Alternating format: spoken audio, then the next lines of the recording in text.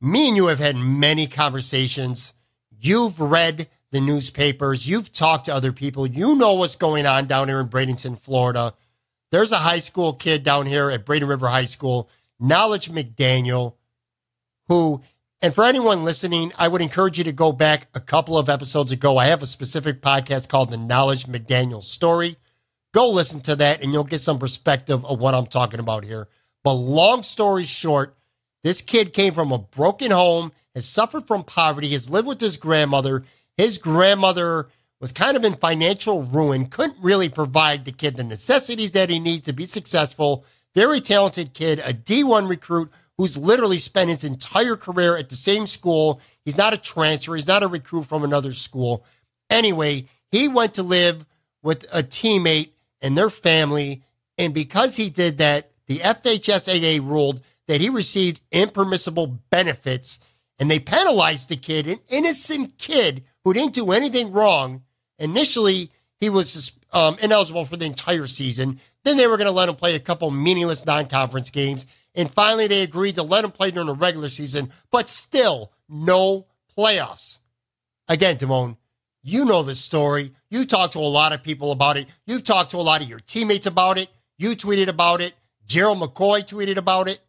Now, I don't want to try to say that you've lived that life like Knowledge McDaniel, or that you've been able to, walk in his shoes. But you've been around, man. You've had a lot of teammates, high school, college, and other pros who needed, these guys needed that help from a family, food, a bed to sleep in, stuff like that. To get through, they wouldn't be where they're at today. How do you feel when you hear about a story like that and a kid being punished? I mean, honestly, it makes me, the fact that he was penalized makes me sick to my stomach, because I can, relate to situations and dividends, coming up the way I did and in the poverty situation, if, I know without people helping me, just with little things, or it may have been a big thing, without the help of others, I know I wouldn't be where I am today, just guidance and things like that. But,